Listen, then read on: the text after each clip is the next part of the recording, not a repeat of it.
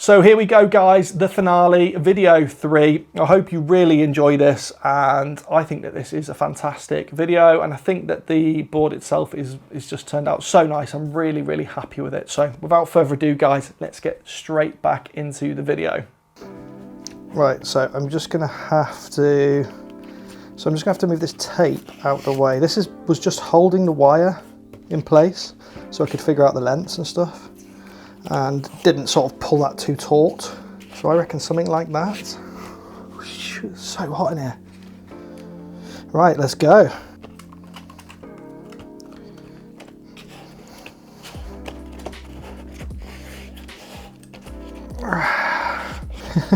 Look at that.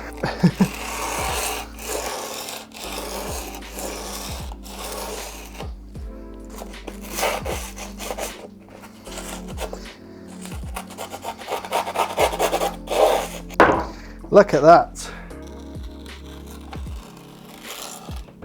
Beautiful.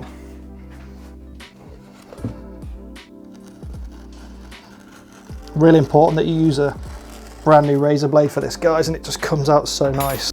Then you take a bit that you've just cut off.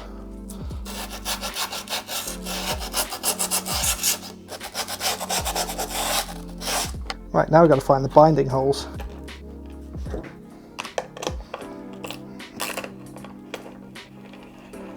Right, guys, that's done. Time to do the other side. Back in a sec. Right, guys, grip tape is on, and it's sort of covering those wires quite nicely. There and here, of course. And, well, there's nothing in the battery box yet. I'm waiting for those 3 bolts. All I've got to do is end that, put the bolts on, put the battery, which is chilling here, in there, put a charge port on there, configure the VESCs, make sure the meta's updated, update the Davega. Job done, ready to go. So I'll see you guys tomorrow to finish this mother off. Hello guys, and welcome back to what is now day 3 on this mountain board. Now obviously I know I said we were going to do it in 1 day, now it's 3 days. That's just the way the cookie crumbles sometimes. You just don't always have the right stuff with you, and you gotta wait. That's electric skateboarding. Even though I thought we were super prepared, we weren't. Anyways, the longer screws, the 35mm countersunk screws have arrived. So I've got the box situated on the board. I'll just move the camera so you can see that. So the box is now secured, and we'll just go handheld for a second. And yeah, so what I've done is we've got 35mm bolts coming through from the bottom. I don't know if you can see them. Where are they? Yeah. And yeah, and then we've got some penny washers and some M6 lock nuts. That's pretty rigid. Who knows? I mean, this is a bit experimental, guys. I've got to confess. The screws through the wood. I've never done it before with the spacer. But yeah, I mean, it looks okay. The only thing we need to do now is we need to make a standoff to raise the floor of this box up, because obviously we've got a battery going in here and we can't have it resting on these. So we've got to bring the floor up. I've measured this. It's about 9.5mm, which is good. I've got some 11mm plywood, so I'm going to machine something to go in here, which will be lovely. So I'm going to measure that up. The other thing I need to do is I need to take the handle off the box, because we don't like the handle. I've taken 1 pin out already. I'll show you how to do that in a minute if you have one of these sort of type of boxes. So we'll take the handle off. We also need to fit the charge port to the box. Now the battery conveniently has a bit of a gap here when we build it, so the charge port will come in here. We've got some fuse holders, so we'll be fusing the charge port as per usual. So that's going in there. So we've got to do that. We've got to end this wire. We've got to put an XT90 on there so we can plug it into the battery. We've got to put the other end of the socket, the other end of the charge port, or the charge socket, on the charger, and go through detection, set up the Davega. Also the spacers came in, so I've got my colleague Big Ben to make these for me. That's because the e-toxx has such an offset that you can't, the wheel's got to sit like out there, so that there's some threads left in there for the nut, so you need a spacer, and That's what we've got here. So that's going to sort of go on there and replace this crappy tramper one with a proper one for the e-toxx wheels. So they've came in as well. Well done, Ben. If you need anything like that making, guys, custom spacers, we can do it. Let us know. So yeah, going to crack on with that, and yeah, come back to you in a bit.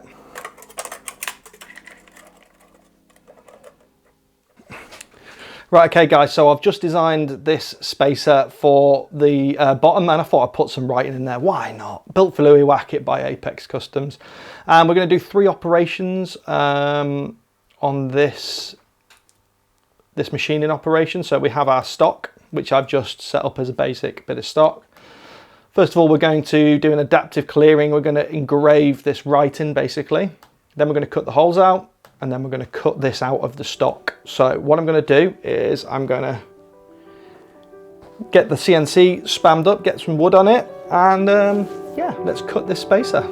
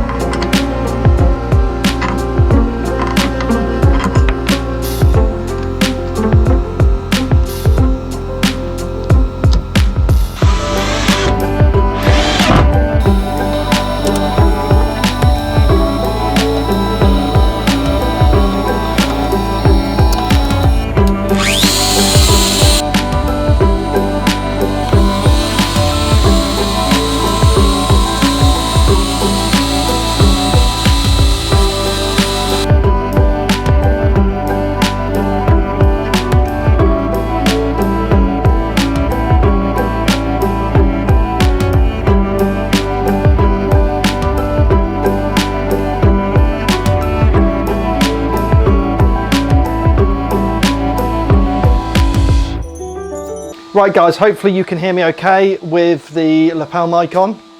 Obviously the CNC's cutting that spacer at the minute, and it's fair noisy.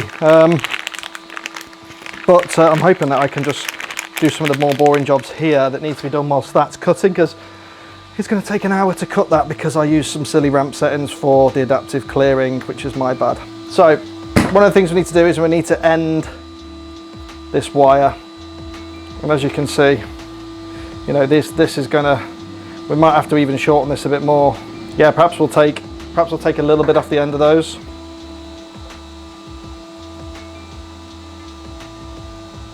Now, good tip guys, when you're doing these males, stick a female in it, and that way it won't melt the connector and mess up all your alignment of the pins.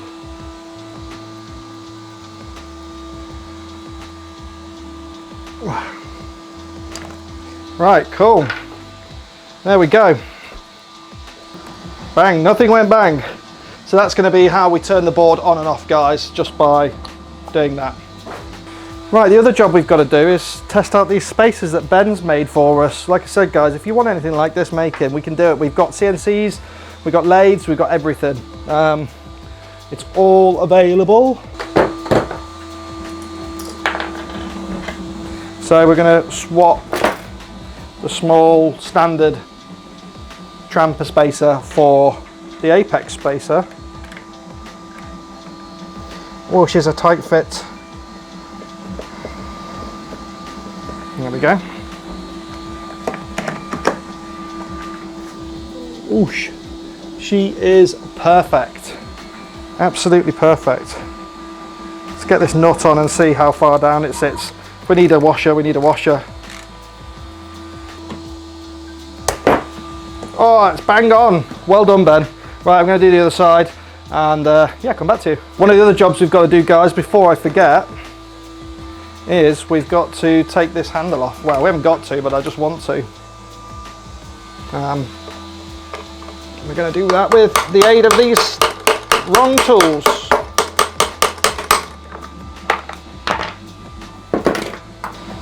There we go.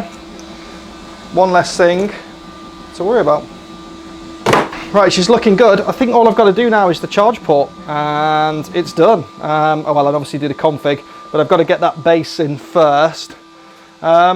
Yeah, I think that's all I've got to do is the charge port, but I'm just waiting for the machine to finish. I just thought this might be quite interesting to show you guys, in case you're wondering what the interface is like for the CNC. If you're not au fait with CNCs, then this is the interface, basically how I control it. I've got the actual machine position here in X, Y, and Z.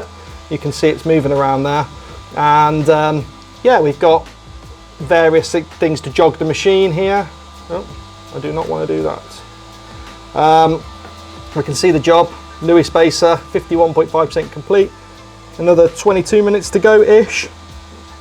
And I'm actually running at 160% speed because I set it going too slow, so I'm compensating like that. But there you go, we have some stuff here, have an emergency stop. That's basically it. We can control the jobs and stuff like that here. Yeah, it's all web interface, guys. You can do it on your phone, your tablet, your computer. It's pretty cool. Let's go and have a look how she is doing. Yeah, it's going really slow. And also I'm using a upcut bit, which is causing all of the fuzz. We get rid of that bit of sandpaper, but should be using a down cut really. I've got the GoPro in there filming a little time lapse for you, which you've probably already seen. But yeah, we're almost through the words. Built by, or built for Louis Wackett by Apex Customs. Then we'll do the 3 holes and then we'll cut it out. And it'll be quite close to the screws when we cut it out. We'll see anyway. But yeah, it's coming on pretty good.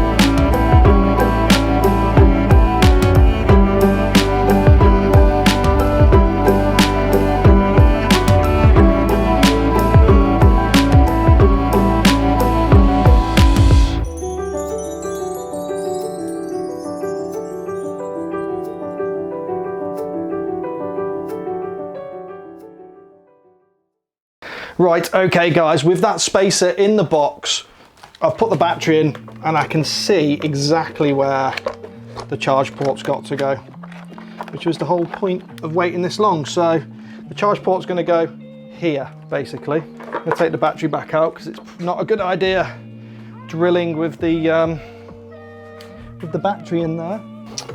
So this charge port, which is rated for 13 amps by the way guys, it needs a, let's get this right, it needs a 12.5 mil, 13 mil hole. Now I don't think I have anything that size. I have a 10 mil, and that'll get us some of the way there. Lovely. Right, I'm going to get the Dremel and we'll open that hole out with the Dremel and we'll tidy up the surroundings. Easy peasy. Right, I've got a flat grindstone on here.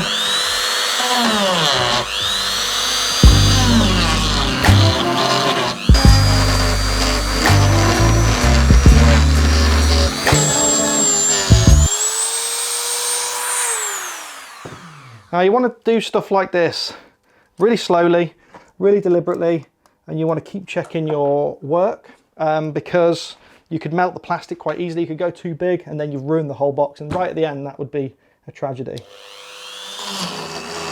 Drowning by yourself, like you have no options. I'm not the problem, man, that's on you. So we're just going to incrementally open this hole up with the Dremel, and then I'm just sort of cutting away the plastic swath. I knew you lost your mind when you dropped. Girl, are you crazy?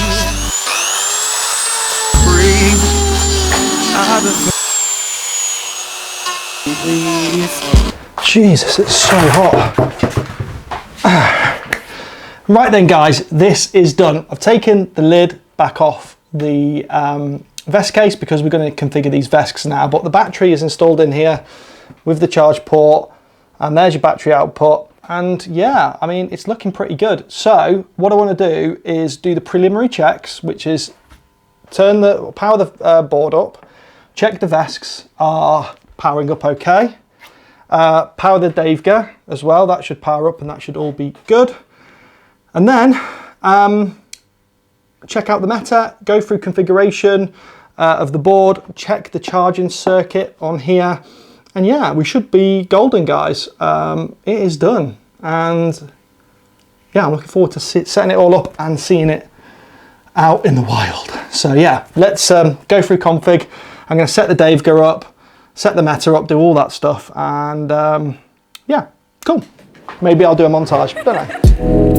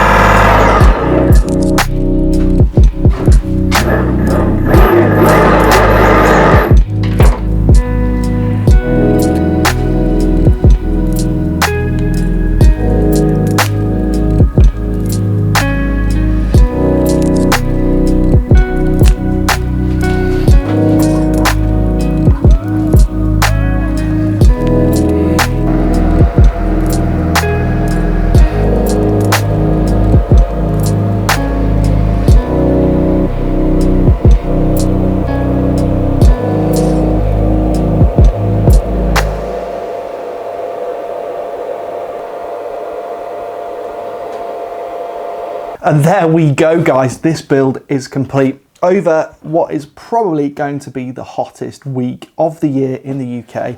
It's been, and it is, like 32 to 36 degrees centigrade all this week while we've been building this, and it's been hard going, but it is finally done. And well, I'm pretty happy with the results. This is a top spec board, guys. You cannot buy something like this off the shelf.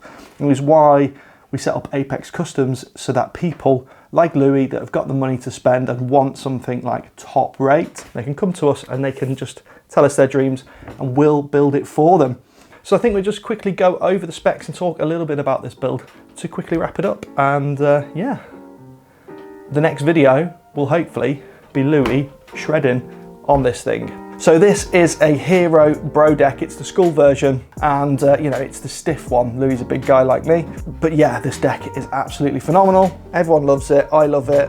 Anyone that rides it loves it.